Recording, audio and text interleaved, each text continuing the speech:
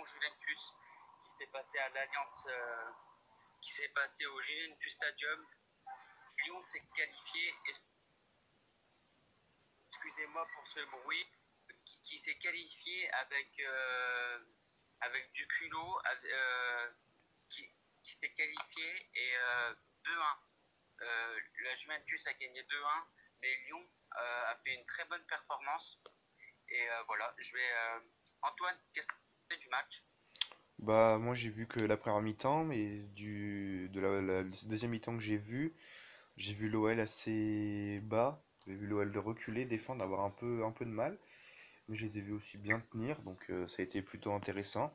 J'ai vu que bah, ça allait être assez difficile pour l'OL au tour suivant. Au tour suivant. Mais parlons de la performance une nouvelle fois de Anthony Lopez et de Maxence Crête. On va commencer par Anthony Lopez qui nous a sauvé en première mi-temps avec cette parade magistrale entre Portugais. Sur le coup franc. Ronaldo qui fait le parfait, mais Anthony Lopez met la main ferme. Qu'est-ce que tu en as pensé de la performance d'Anthony Lopez? Bah, il était vraiment rassurant comme à son habitude. Il a fait pas mal d'arrêts, même s'il peut rien faire sur le penalty et sur la frappe de Ronaldo. Bah, il était vraiment très très bon. Il a été encore une fois très très solide. Il a bien géré sa défense. Il a fait un très très bon match. Ok. Parlons de la performance de Marcelo. Pour moi, le meilleur défenseur à son poste sur ce match-là. Il a rassuré la France à merveille. Qu'est-ce que t'en as pensé de aussi? Bah, je l'ai vu vraiment rassurant. Maintenant, on dirait c'est le patron de cette défense. C'est un des tauliers de cette équipe. Et dans une défense à 3, il est vraiment bon, alors que dans une défense à 2, il avait des difficultés. Et là, il est vraiment très très bon. Ok, ça marche. Donaïeux, moi je l'ai trouvé bien organisé dans la défense à 3. Il a réalisé un match très solide pour moi. Moi, je l'ai vu assez solide, même s'il a été parfois en difficulté face à Ronaldo. Mais bon, c'est un peu normal parce que c'est Ronaldo. Ouais, Mais moi, je l'ai trouvé très très bon pour ce match. d'accord. Marsal, il était un peu limite dans ses interventions, mais il a tenu son match pour moi. Lui, il a été solide, il est vraiment bon à ce poste de défenseur central. Et je pense qu'il va continuer à ce poste l'année prochaine. Donc du coup, on va parler de toi. Il a eu du mal, j'ai trouvé. Moi, j'ai mis des notes. Hein. Je lui ai mis 4 4 parce que face à Ronaldo, il a eu vraiment du mal. Et face à Alexandre aussi, j'ai trouvé. Donc du coup, la note de 4. Il a été éliminé facilement par Ronaldo et Alexandro à de multiples reprises. Bah moi, Dubois, je l'ai trouvé, c'est vrai, un peu en difficulté, comme aussi on l'a vu contre Paris avec Neymar. Il a eu du mal, il était bon pour attaquer, mais un peu moins pour défendre, hein. C'est ses qualités, ses défauts. Ouais, bah je suis à peu près d'accord avec toi globalement. Donc du coup, on va passer à 4 et non, j'ai mis 8.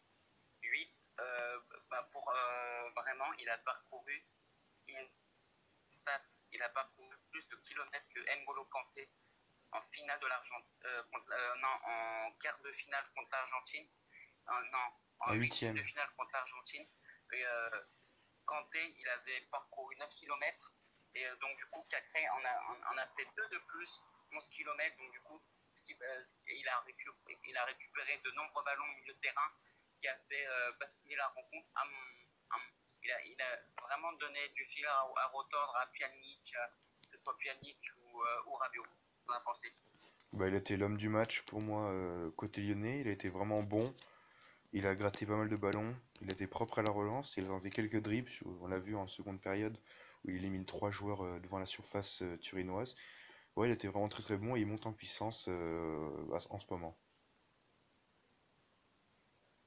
Guimarães, je lui ai mis 5 présents et je l'ai trouvé présent. Il a participé à la construction des offensives sans de grandes différences, je trouvais. Moi c'est juste le bémol que je lui mets. Bah, c'est vrai qu'on l'avait vu très très fort contre la Juve à l'aller. Il a fait beaucoup de bonnes performances. Et là, c'est vrai il a un peu retombé maintenant. Parce que je pense que les équipes le connaissent mieux et arrivent mieux à le bloquer. Si on le voyait, il était très vite harcelé par les Turinois, parce qu'ils connaissaient sa capacité de relance. Ça l'a pas empêché de faire quand même de bonnes passes pour ressortir, mais ouais, un peu moins bon. Ok. Alors, on va passer à Awar. Je l'ai trouvé très actif et il a peiné à faire la différence, mais il a obtenu le but, il a obtenu une faute dans la surface de réparation qui a, euh, qui a vu de paille le maître, Panenka, le but de la qualif. Pour moi Awar c'est 5. Très, très, très, très moyen, même s'il a obtenu le péno. Moi, je trouve Aouar, il a fait un bon match. C'était lui qui devait animer le jeu offensif. On l'a bien vu en première période, ils avaient bien à ressortir. En seconde, ça a été plus difficile. Et donc, ouais, 5, je pense que c'est pas mal pour lui. Puis il a fait une bonne première période avant de s'éteindre au fur et à mesure en seconde. Cornet, je lui ai mis 6. Il aura ainsi gêné les offensives sur son côté. Notamment, il a vraiment gêné euh, euh, les attaquants de la Juve. Pour moi, oui. Moi, c'est vrai, ouais, il a bien gêné, il a pris son côté. Il a mis en difficulté Quadrado, qui est pas un vrai défenseur. Et il a fait encore une belle prestation, en pleine de puissance et de vitesse. C'est ce qu'on demande à Cornet. Et on va parler de la performance de Ekambi, où je ne l'ai pas très vu. Je l'ai vu. Alors, pour moi, Ekambi, j'ai mis 4 titulaires pour apporter de la vitesse. Il n'a pas inquiété la défense turinoise par sa vitesse. Je l'ai trouvé vraiment à la peine. Vraiment. Bah, moi, Touré-Cambi, ouais, c'est vrai. Et je pense qu'il visait plus sa vitesse avec lui. Moi, je l'ai pas vraiment vu en première période parce que j'ai pas regardé. Et en deuxième période, il avait un peu plus de mal, il commençait à être fatigué. Et donc, c'est pour ça, ouais, je le trouvais moyen, on va dire. Depay, buteur sur penalty, on va juste en revenir sur la Penenka, vraiment. C'est vraiment mais magnifique ce qu'il fait. On était à combien déjà quand il a fait la Penenka? 12e, je crois, Et un la truc comme ça. Penenka, ouais, 12e. C'est vraiment, il faut avoir vraiment du culot pour faire la Penenka. Je ne sais pas ce que tu en penses, de faire la Penenka à ce moment-là du match où il y a 0-0, où c'est le but qui peut permettre à l'OL d'aller en quart de finale. Bon, moi, je pense que Sapanenka, c'était qui tout double. S'il la marque, on dit génie, mais s'il a loupé, on l'insultait, je pense. Il se faisait insulter s'il a loupé, donc Ouais, ouais, il a vraiment bien fait cette Panenka. mais je lui ai mis ici, juste par rapport à ça, il n'a pas apporté dans le match, je l'ai trouvé. Il est responsable sur le penalty de la Juve, malheureusement, mais on peut rien y faire. C'est la VAR aujourd'hui. Mais pour moi, on va finir sur ça. Euh, sur les deux matchs, euh, sur le match au Juventus Stadium, l'arbitre n'était pas présent, très très moyen pour ma part. Vraiment, déjà le penalty d'Awar, il est inexistant, je ne sais pas où il l'a vu. Si peut-être il y a eu un petit accrochage, Bernardeschi mais bon, déséquilibre à voir avant que, je sais plus qui c'est qui tacle, mais avant que Vecino tacle, je crois.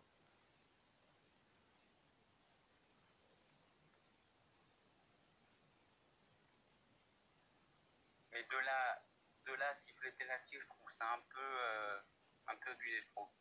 Mais après, sur le penalty de la Juve, je trouve que c'est un peu sévère quand même.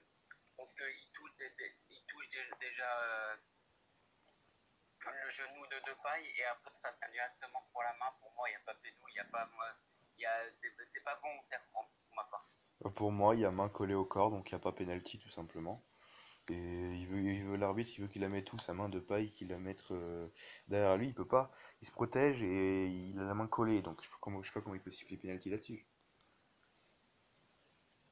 Donc du coup, mon avis, qualif mérité mais difficile sur l'ensemble des deux matchs.